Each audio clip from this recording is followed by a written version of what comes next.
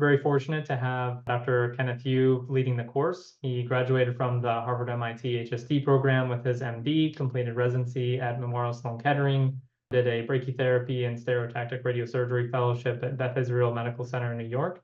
And now he's a professor in the departments of radiation oncology and otolaryngology at the NYU Grossman School of Medicine and is the co-director of the Head and Neck Center. And with that, I will hand it over to Dr. Hu. Thank you, Mike, for the nice introduction, and thank Dr. Lee and RCC for inviting me to share my perspective and experience on this subject that's very dear to me, head and neck contouring. Some of you may know that as in my past, for the past 10 to 15 years, I've been very passionate about this, having led the contouring course, the in-person contouring course at the annual meeting over 10 years ago. And during that time, there was a big need with IMRT and stereotactic radiation technologies coming online, that a very important need to educate people about how to contour precisely. So an in-person course was developed at the meeting, and many people were invited to give lectures, including those from Michigan and various parts of the world and the United States.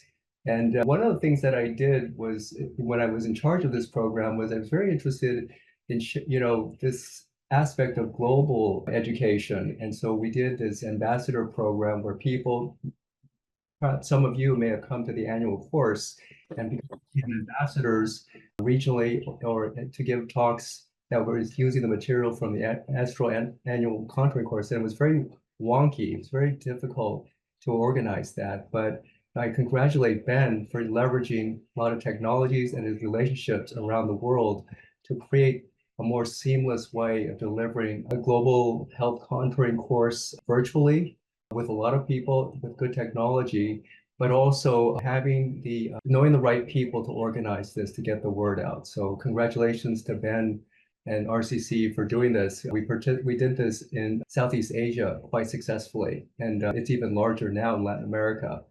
I'm born and raised in California, so I did learn Spanish as a second language. However, I don't think I'm going to be giving this contouring course in Spanish. So I thank the live translation service for helping me. So on that note, I'm going to just give a 30-minute lecture and then go into some cases and hopefully get some participation from the audience. So what I'm going to do is focus on head and neck contouring, nodal levels 1 and 2, and discuss the evolution of neck management, evaluate the anatomic boundaries that delineate levels 1 and 2, and as well as discuss the reason why in head and neck cancer in particular, we have a predictive orderly spread based on some of the radical neck dissection series that indicate the pathologic information useful for us as radiation oncologists to help treat this disease site. Go into target delineation in the elective, definitive, and postoperative settings, because they're all a little bit different. Discuss implications of nodal contouring on function preservation, as well as also talk about some pitfalls of being too generous or too stingy in your contouring levels. And then we'll look at some of the pronal contours and discuss some cases. So many of you might be thinking about US presidential elections during this time. There's a lot of press on CNN, and particular to this lecture is Ulysses Grant, who actually died of a head and neck cancer. And back in his time in the 1800s, the only way to cure cancer was through surgery. So the more radical the surgery you could have, the higher chance of cure you would have. For Ulysses Grant, he had an unresectable cancer and was just palliated with morphine during his last year of life, where he was able to write his memoirs of the Civil War. He ended up dying and was buried here in New York. So George Creel was a surgeon over at Cleveland Clinic who in the 1900s established this concept of a radical neck dissection.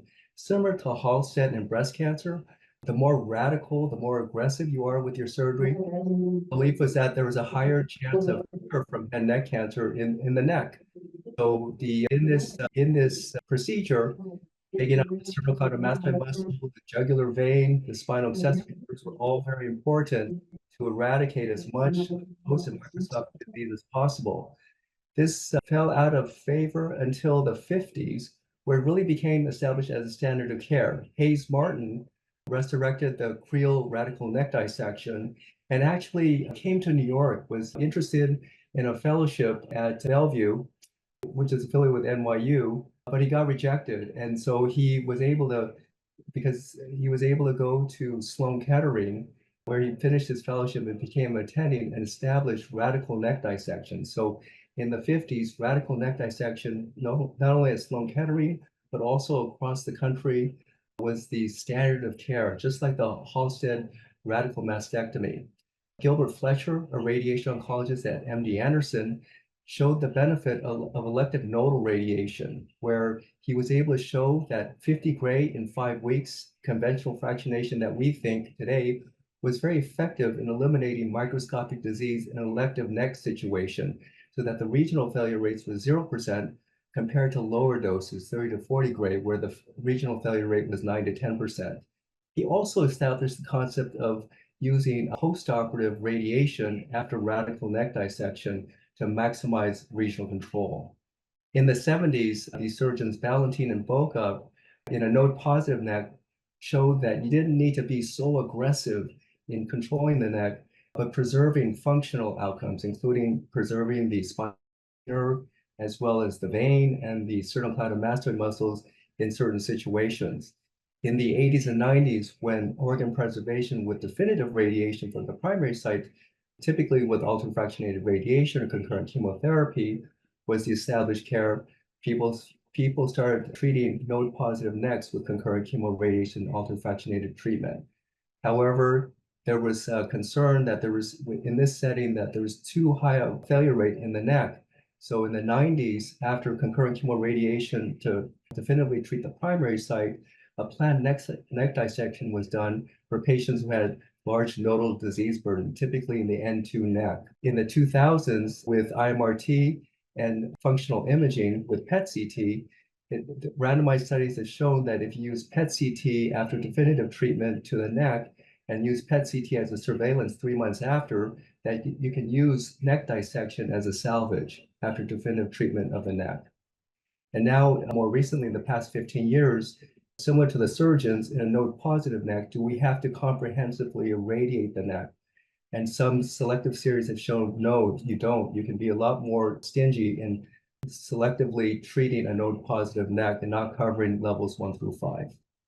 So going back to all that very important information that the radical neck dissection specimens showed at various centers, I was trained at Sloan, so I'm very partial to the data that I was trained in. So Jaden Shaw looked at all the radical neck dissection data at Sloan. And in the elective neck, you can see for the most common head neck mucosal primary sites that you can see that disease spreads in an orderly fashion. So for laryngopharynx cancers, the first nodal stations at risk are level 2 and 3. And in the oral cavities, levels 1 through 3. In a node positive neck, however, you can see that not only are 2, 3, and 4 primarily involved in the laryngopharynx, but also levels 1 and 5 become more involved. So the concept of comprehensive treatment of those nodes in a node positive neck became in vogue. In the oral cavity, levels 1 through 4 become more involved in a node positive neck. Not only do you have to worry about the ipsilateral side, because you can see from the most common mucosal sites that there's nodal risk in about 30 to 75%, but also the contralateral neck is also important in a significant number of patients. Very few mucosal head neck cancer sites do not need regional treatment. An early stage glottic larynx cancer or a very early stage oral cavity cancer may not need adjuvant radiation or elective nodal radiation. Max Som, this paper, was a son of a big surgeon in New York named Peter Som.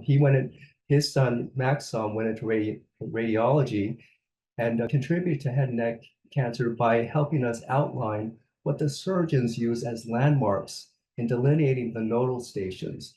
So important for this discussion are the sternocleidomastoid muscles that define the jugular nodes, the hyoid bone, the bottom of which defines the lower border of the level 2 lymph nodes, the digastric muscle here, the anterior belly, the digastric, in between the two anterior bellies to find the 1A lymph nodes, behind the anterior digastric to find the level 1B lymph nodes, and then the posterior belly, the digastric, where it crosses the jugular vein, helps us distinguish the retrostyloid lymph nodes from the level 2 lymph nodes.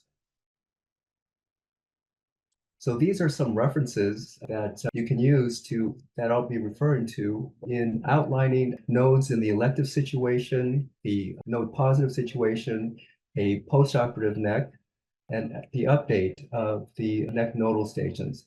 Vincent Gregoire, a radiation oncologist in Europe, really led the international effort to get consensus on outlining this so that there's a harmonization of what we do when we're outlining the nodal levels. And this is from his updated paper, where we use the KT Robbins most commonly. There's a TNM version of grouping the nodal groups, but in general, most people use the KT Robbins version of the nomenclature, so that 1A, the 1 lymph nodes are the submandibular lymph nodes, the level 2 are the upper jugular nodes. And I'll speak upon this, just touch upon this briefly, because when you're thinking about level 2 lymph nodes, you're always very close to the retrostyloid lymph nodes, the level 7B in this updated classification system, as well as the retropharyngeal nodes called 7A. When we talk about nodal stations, we worry, one of the key things, I'm an oral examiner, and one of the things that people often don't understand is that for level 2 lymph nodes in a node negative neck, in electively treating those lymph nodes, we use the bottomless C1 transverse process as our superior border. In a node positive neck, however, when you're covering level 2s, most people would cover the retrostyloid lymph nodes up to the jugular foramen. Also, when you're thinking about retropharyngeal nodes, because you're so close to the level 2 lymph nodes, you also have to think about where those retropharyngeal nodes lie with respect to the level 2 lymph nodes. So level pharyngeal nodes are medial to the carotid artery, the medial edge of the carotid artery, and we'll show that in these examples. So in looking at the level 1A, 1B, and level 2 lymph nodes, you should realize that lymph nodes live in fat. They don't live in muscle or in submandibular glands. So when you're outlining the nodal stations, either electively or in the node positive neck, you're worried about the fat in these nodal stations. Sometimes there can be extracalcific spread into muscle or into soft tissues. So in a node positive neck, you're going to be thinking about ECE. So just going over some of the anatomy, we use for distinguishing the level 1 and level 2 lymph nodes, the submandibular gland, as you see here, as one of the main organs that help us define the borders between the two, so that the posterior border of the submandibular gland really outlines the anterior border of the lymph nodes of level 2. So when we're covering level 2s, we go here, as you see, into the fat space, using the sternocleidomastoid muscle as the lateral landmark for the level 2 lymph nodes here. And then also when we're going to behind the submandibular gland, we use the platysma muscle outlined here as the lateral edge of the anterior border level 2 lymph nodes. The 2B lymph nodes are those that are behind the jugular vein. So this is carotid artery, this is jugular vein, this is a small lymph node, this is the submandibular gland. So as you see here, we incorporate the carotid artery, jugular vein, and then we go behind the border of the SMG to the platysma, and then we use the medial edge of the SCM to be the lateral edge of the level 2 lymph node here, and we're covering the fat space here. The level 1B lymph nodes are lateral and anterior to the submandibular gland. In the past, we used to just incorporate the whole submandibular gland, but there was a recognition, and Avi Eisberg over at Michigan, where Dr. Dijkstra is from, was one of the first people to really point out and advocate carving out the submandibular gland so that you only cover the lateral aspect and the fat space anterior to it to cover the 1B lymph nodes, and use the platysma as your lateral border. In terms of the 1A lymph nodes, you can see the anterior belly of the bilateral digastric, and that fat space in between is the 1A lymph nodes. So going higher up, you see the gland here, SCM here, and then you see here, this is about the bottom of the C1 transverse process, where the lymph node, the superior border of the level 2A lymph nodes end. And you can see, if you have the carotid artery here, you can see right over here are the level 7A lymph nodes, the retropharyngeal lymph nodes lie in this. So when you're covering and you're trying to treat the level 2 lymph nodes, you always have to ask yourself, do you need to treat the retropharyngeal nodes based on the site of origin? For someone with a hypopharynx cancer, for example, you probably will be covering that. Someone with an oral pharynx cancer who's node positive, you're going to be worried about covering the retropharyngeal nodes because there can be a direct drainage into the RP nodes. In a node negative neck, you can stop your level 2 contouring here. And by doing that, you can see over here that you're sparing a lot of the parotid gland, as well as you can spare constrictor muscles by not going so high up. So one of the concepts that one should also, in a node positive neck, understand is extension. When we're treating patients, using clinical evaluation, we don't have very detailed evaluation about risk of extracalcific extension. This paper that reported was very insightful in reporting what that risk of microscopic spread outside the gross node is. And so this was a paper looking at 48 patients who had dissected necks, who had node positive disease of the four most common mucosal head and neck sites and various head and neck stages, N1 through N2C, primarily N2B necks, which is typically what you'll see, and was able to show that the risk of extracalcific extension extended up to 8 millimeters from the gross disease in over 95% of the cases. And even for small nodes, so whether you had a small node or a large lymph node, that risk of extracalcific extension is still the same.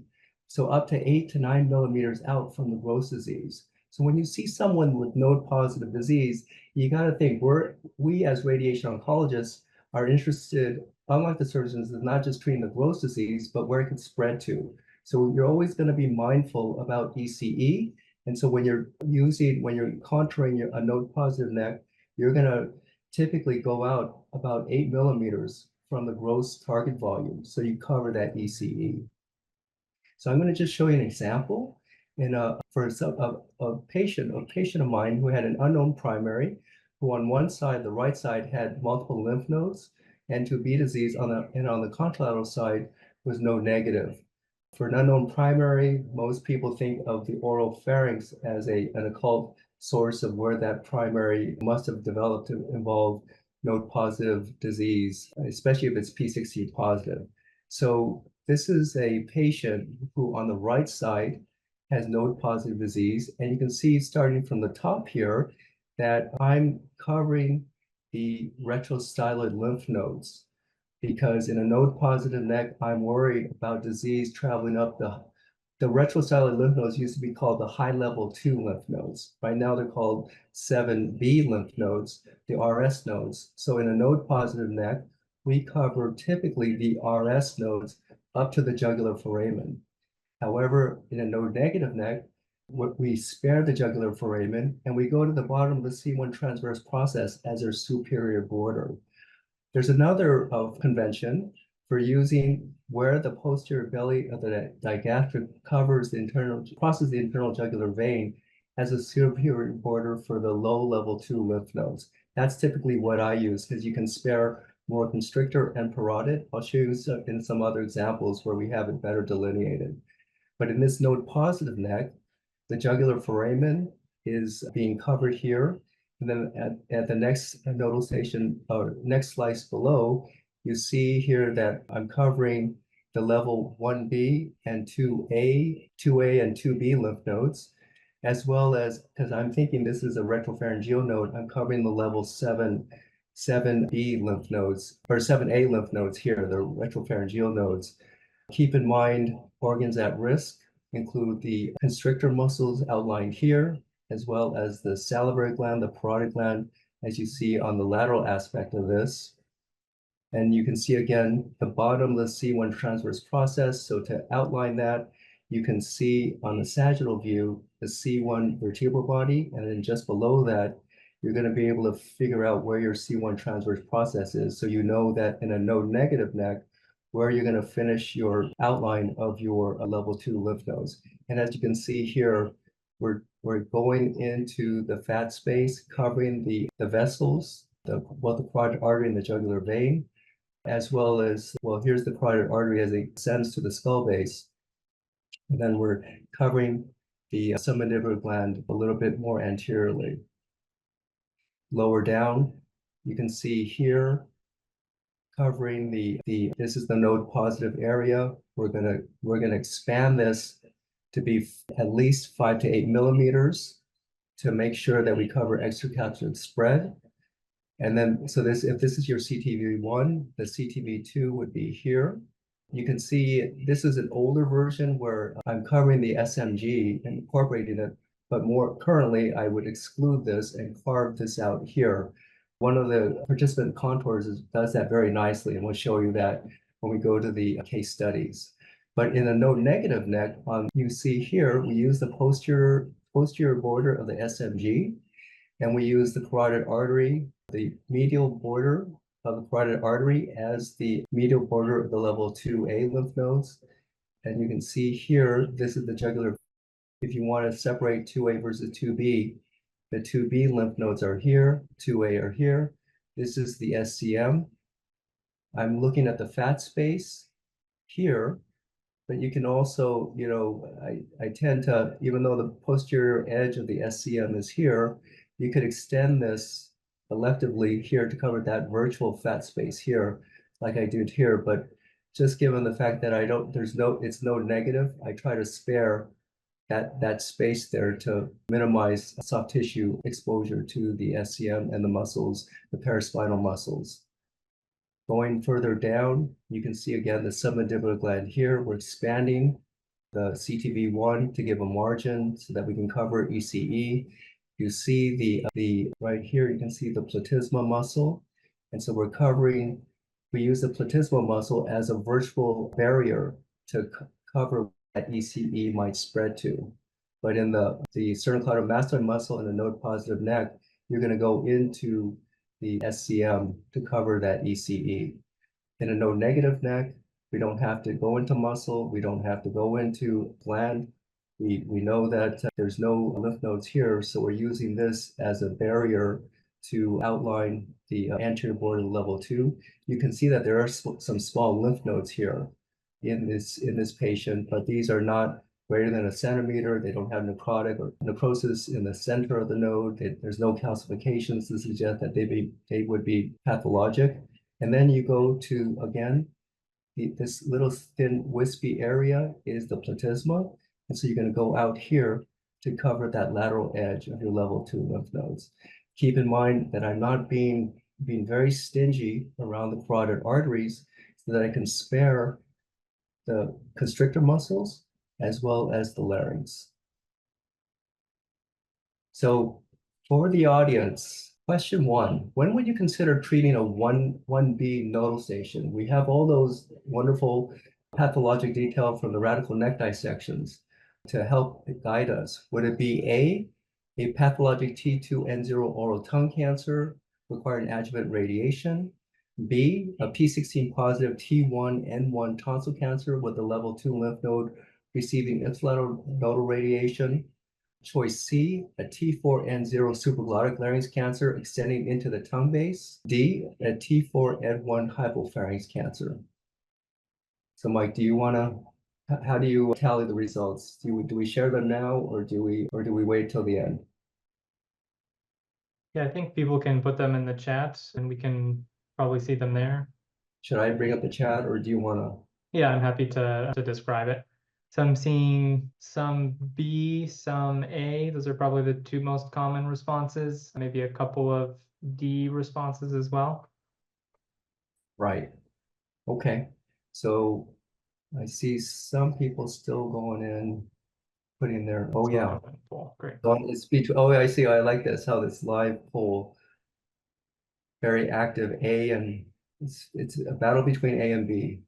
So interesting.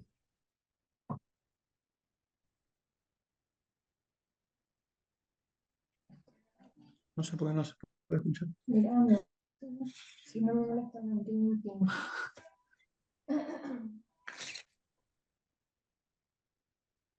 Wow. Cool. All right. So should we just go to the answer here? Yeah, I think we can do that. So it looks like we have roughly a third answering A, a little over 50% answering B, and then about 5% for C and D. Okay. All right.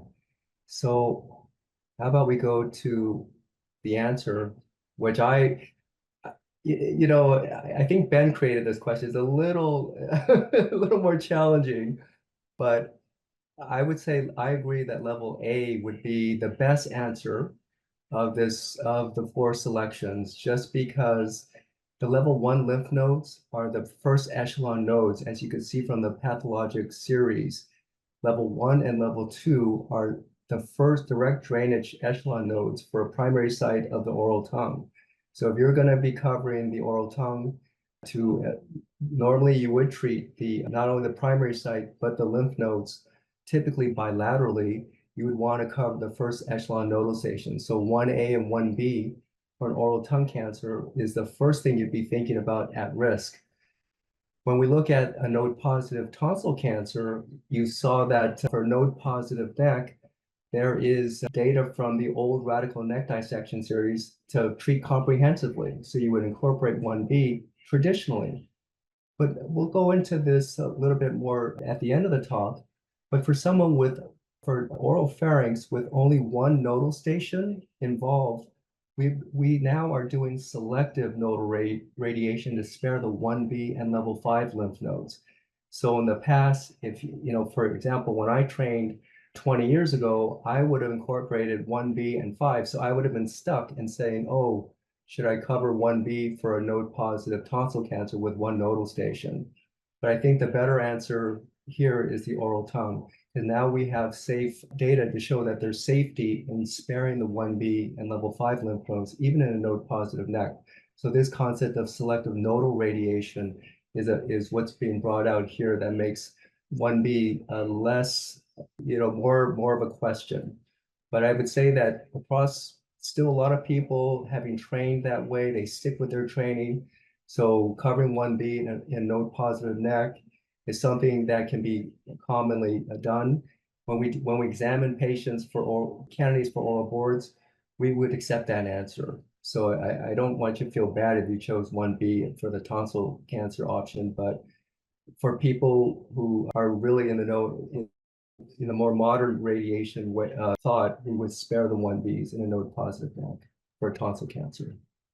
Dr. Hu, I had a brief question on that as well. With the most recent HACC 8 staging, where N1 can include large ipsilateral lymph nodes greater than 3 centimeters, do you have a threshold for when you would think more strongly about including a level 1B with a T1N1 P16 positive squame?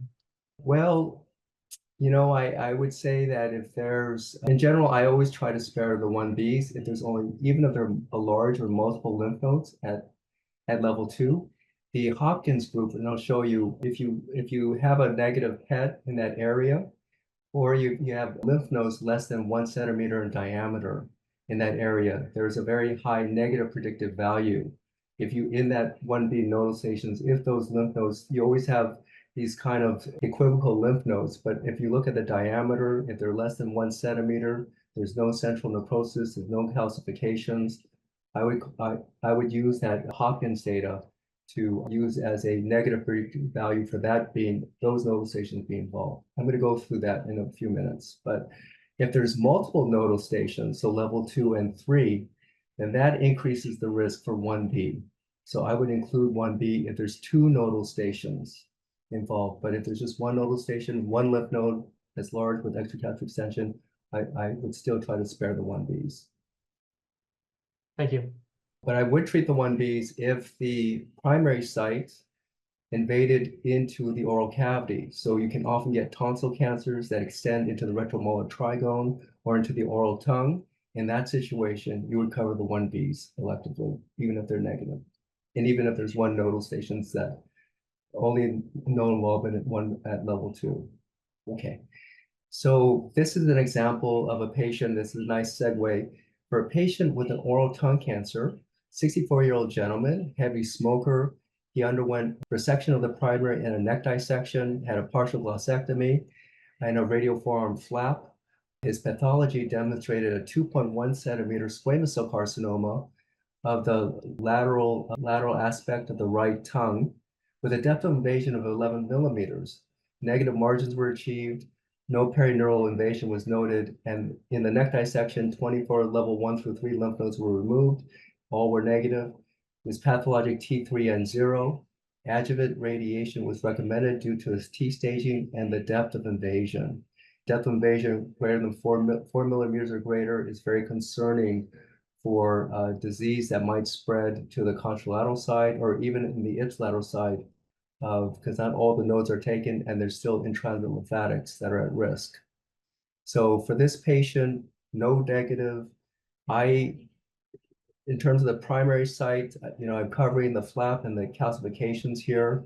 I don't do whole tongue radiation that many other people do, but we're focused here on nodal contouring. So when I'm in a postoperative situation, if this is the site of where the tumor was located, probably right over here, I'm worried about in-transit spread. So I connect the primary site to the nodal stations. And I'm also, for this patient, a primary oral cavity, oral tongue lesion, I'm worried about levels 1 and 2. So those are going to be my first echelon lymph nodes that I'm going to incorporate along with the primary site in treating this patient adjuvantly. So there's no nodes, but I tend to treat the postoperative bed. So instead of just relegating my contouring to the fat space, I'm looking at stranding and postoperative changes because there can be microscopic cells that are located in the dissected neck. And I'm concerned about that. So that's why, compared to the node negative neck that's not been dissected, I'm sparing the submandibular gland and covering the lateral and anterior 1B lymph nodes. And then I'm treating the level 2A and level 2B lymph nodes, but staying in the fat and sparing the muscle, going out to the platysma here, respecting the mandible here. There was no perineural invasion. I'm not worried about inferior alveolar nerve spread. But this is the comparison between a postoperative neck and electively treated undissected neck, where you can see the volumes are much smaller in an undissected neck versus a dissected neck. In general, when I'm treating a patient, I worry about the scar. There are very different philosophies about whether you need to bolus the scar or not bolus the scar. But I've had just a small number of cases, patients who failed at the subcutaneous tissue here, because I believe that the scar, which is also a source of violation, where it can be an area of contamination, may not have been covered. Because I don't remember, I did not, when I first started training, I didn't routinely bolus a scar because that's how I was trained.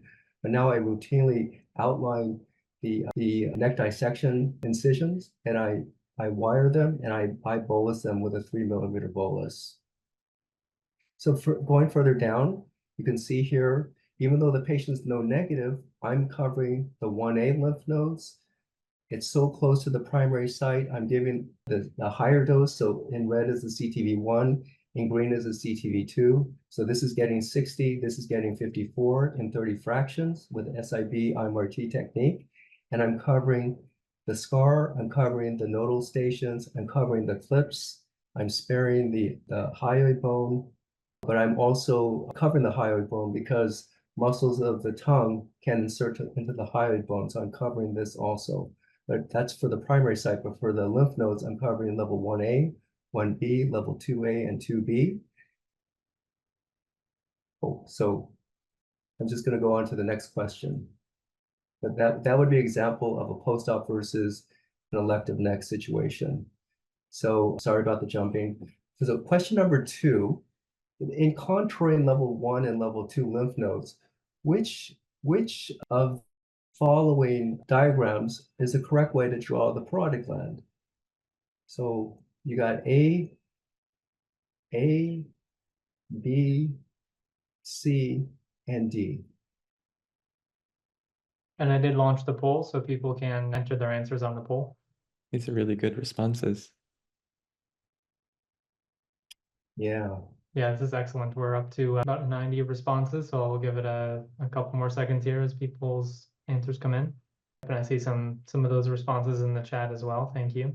All right, I'm sharing the poll results now. And so C was the most common, about 75% of people selected C. And then there's B was the second most common, and A and D were about 5% each. Great. Okay. And the correct answer is C. And this is a very nice explanation about covering the deep lobe of the parotid gland, where we use the cytolytic process as the medial border here. So if you look at the parotid gland and identify the cytolytic process, you can see here in A, there's a little bit, this is a little bit shy of covering this area here, unlike C, where the deep lobe is adequately being covered. You can also see here, there's also lack of coverage of the deep lobe here in B. In D, you see that I would probably extend it a little bit closer to the cytolytic process, but also anteriorly here, if you window, you can see that there's a lot of fat in the parotid gland. So you can actually outline by using your contrast windows to look for fatty structure here. And you can see that the parotid gland is extending here. It's a little bit darker because of the fat compared to the muscle. And you can see here's the masseter muscle, that there's a little bit of the tail of the parotid that goes next to the masseter muscle. For patients with primary salivary duct cancers, sometimes you might be worried about its spread along Stensen's duct here. So if you can outline Stensen's duct for primary salivary gland cancers, salivary duct cancers, you might consider even outlining the salivary duct, but that's for another lecture. Okay. Which of the following, we're going back to back now with questions. Which of the following is the correct way to draw the submandibular gland?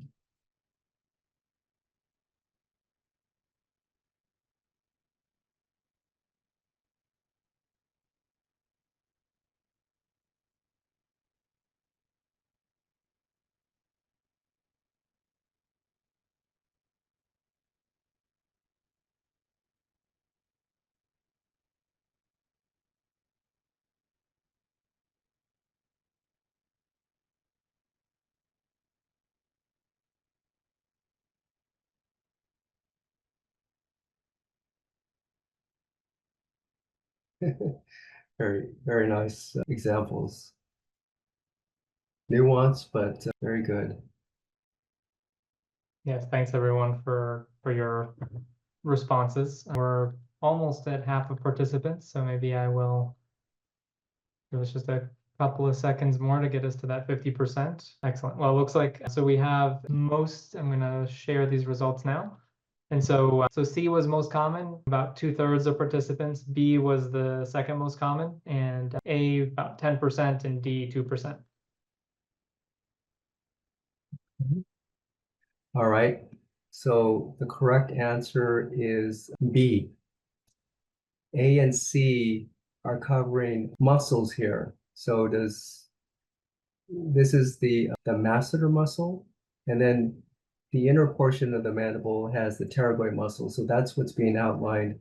I find that this, I don't know if I would have got this question right or wrong, because it's like a tiny little snapshot of the top of the submandibular gland.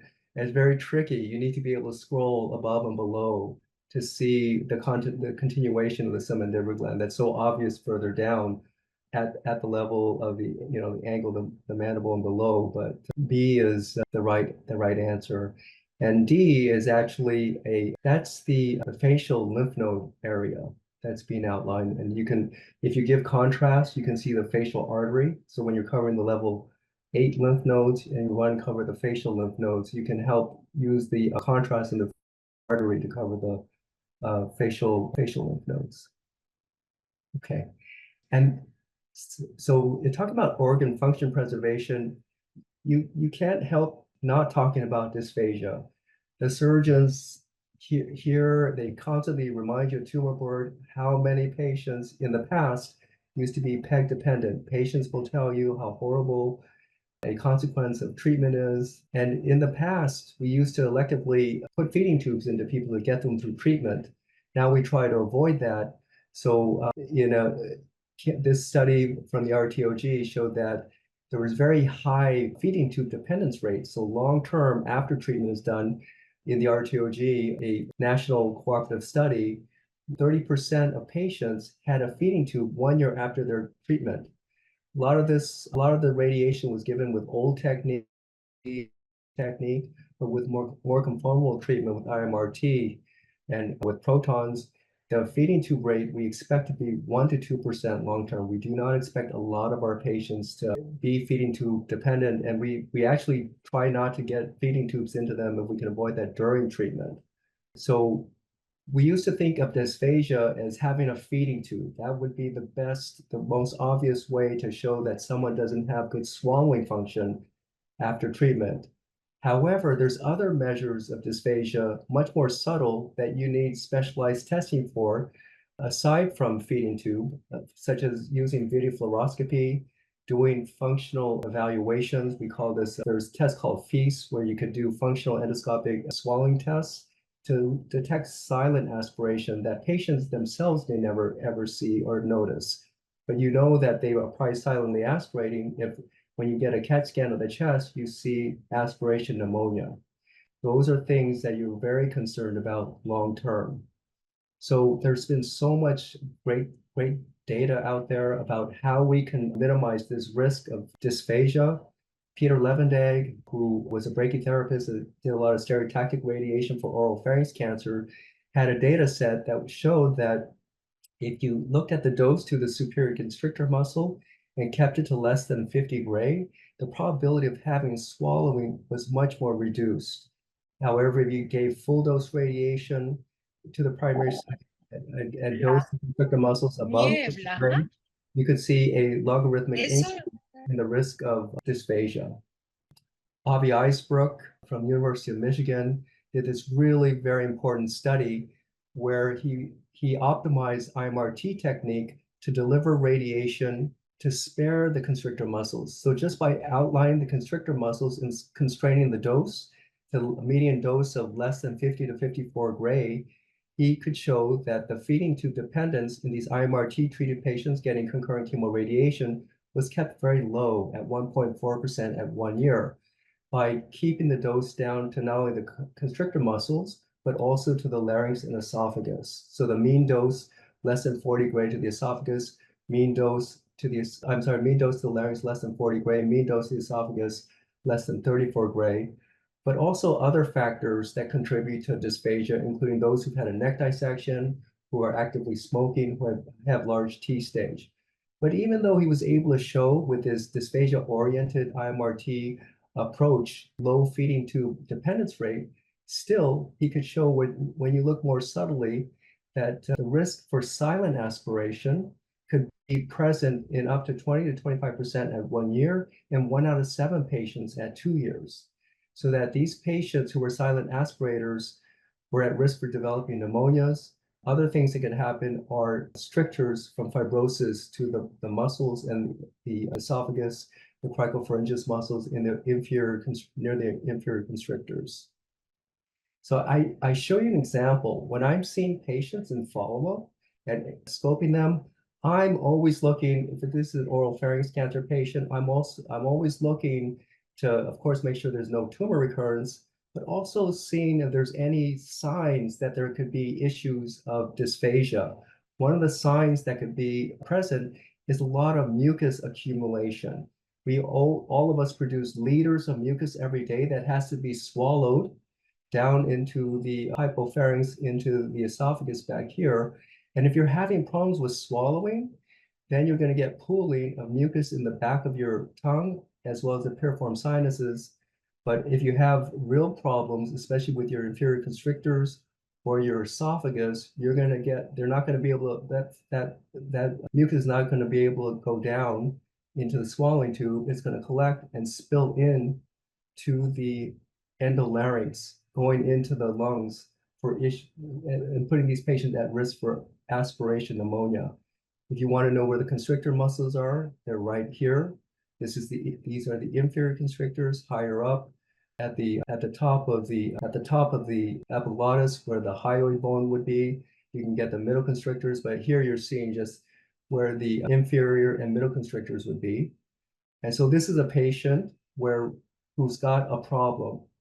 We've given this patient, while we're scoping them, applesauce that's labeled with green dye, and we're having them swallow while we're scoping them. And you can see that there should be no applesauce in the endolarynx. So if this tells us that this patient is not swallowing well and has dysphagia, you can see that there's pooling of this applesauce in the hypopharynx, in the bilateral piriform sinuses, and there's spillage in the endolarynx. So a very important study that showed that there was benefit for being very specific and selective in treating the retrocellular and retropharyngeal lymph nodes was this study from WashU, where they had 3 generations of elective node coverage and a node positive deck. Where they had 3 generations and looked at over 750 patients who had oropharynx, hypopharynx, and larynx cancers with unknown primary, where they, in 1 generation, treated bilateral RS and RP lymph nodes. In the 2nd generation trial, they spared the contralateral RS lymph nodes. And in the most recent generation patients, they spared the contralateral RS and RP lymph nodes. They had a median follow-up of 3 years and looked at swallowing surveys. And so this is generation 1. So let's say this was the node positive neck. This is the node negative neck. In the node negative neck, even though it was node negative, they covered the retropharyngeal and the retrosilent lymph nodes. So again, this border is at the bottom of the C1 transverse process, or where the posterior belly of the digastric crosses the jugular vein. So that was their 1st generation, just being very comprehensive. 2nd generation B, they spared the RS nodes, they covered the RP nodes. And the 3rd generation spared both the RP and the RS in a node negative neck. And so you can see that for patients who had both sparing of the RS and RP nodes compared to those who had those comprehensively treated, there's better swallowing. Their MDADdy scores were better compared to those who got generation 1 treatment, too much treatment of the constrictor muscles essentially and the salivary gland. So that sets you up for this question. For a patient with a head and neck cancer requiring bilateral neck treatment, what impact does sparing the contralateral retrocellular lymph nodes and retropharyngeal lymph nodes have? 1, improved hearing. B, less trismus. C, improved preservation of taste. Or D, better swallowing. And the poll is up, so participants, you should be seeing that come up on your screen. Thank you for all of you who are responding. This is excellent.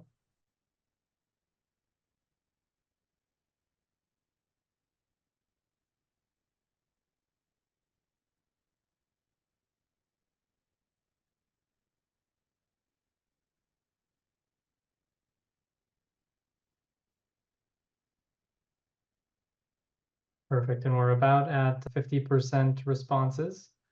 And so I will end the poll and I will share it. So we have a little over 70% saying better swallowing, D, and then that's followed by B, less trismus.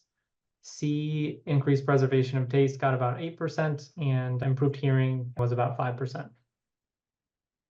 Great. Well, I'm glad the majority chose D. If there's anything I would like people to get off from this lecture, it's the importance of sparing swallowing and understanding how to do that when you're covering your nodal stations. Because that's one of the things that I really test for on the oral exam is in a node negative neck. how we can better improve swallowing in all these patients who can have these complications several years down the line. It's typically not something that they're going to see during treatment, but it can develop even later after treatment is done. So I think that's very, very important for people to understand the importance of your contouring of your nodal stations and having a good grasp of what needs to be treated and what can be spared. Okay.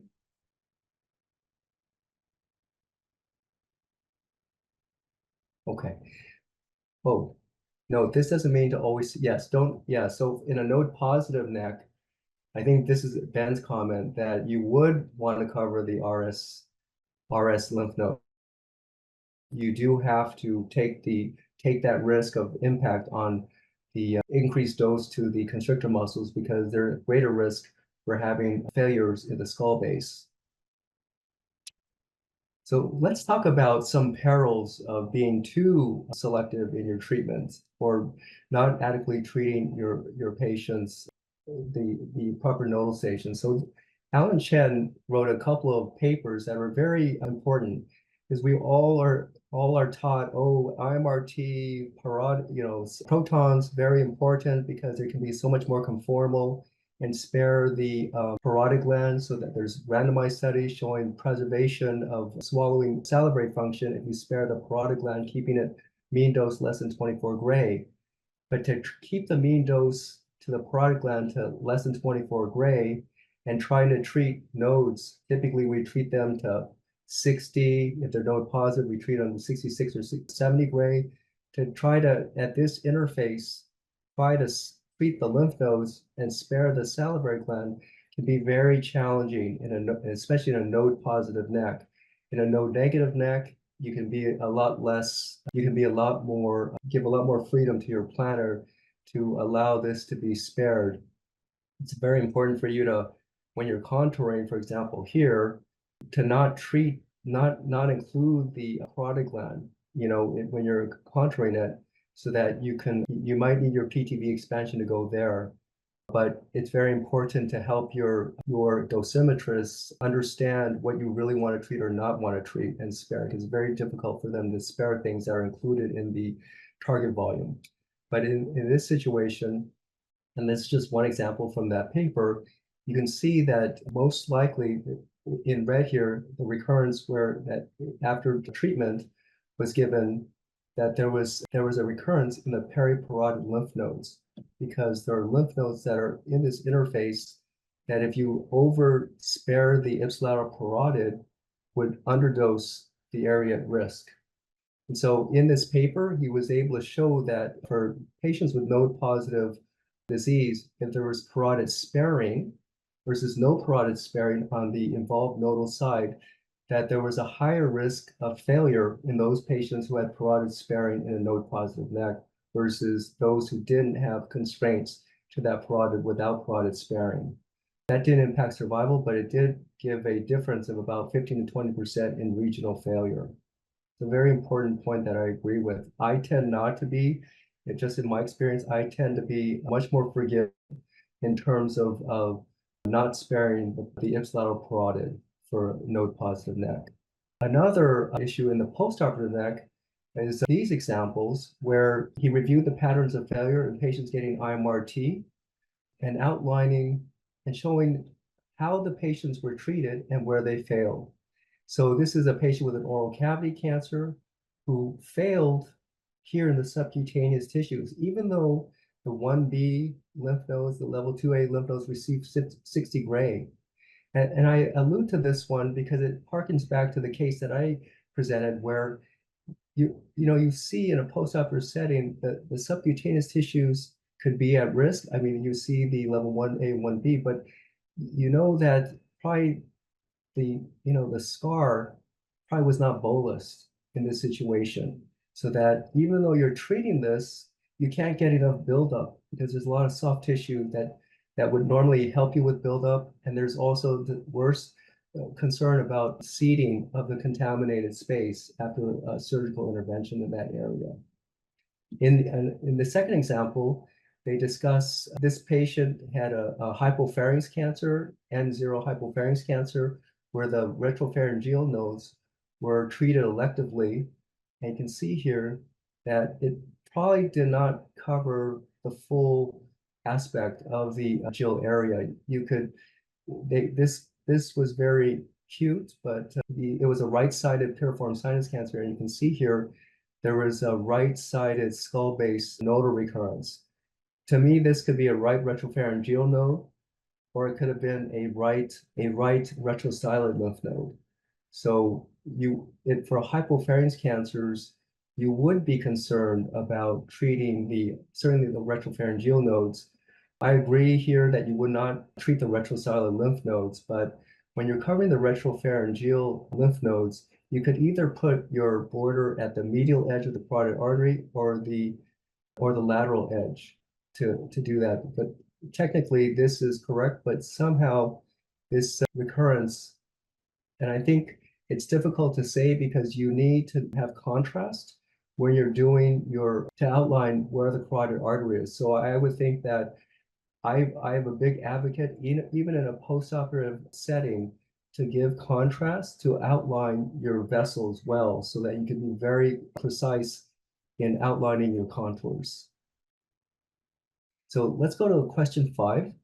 In this oropharynx cancer case, which of the following is the correct way to contour the contralateral level 2 lymph nodes? So the patient had a left-sided oropharynx cancer. The right side that's being looked at is node negative. What is the best way to contour? The poll is up. Thank you for those who are answering it. And we'll just wait a couple of seconds as responses come in, but thank you to everyone who's responding.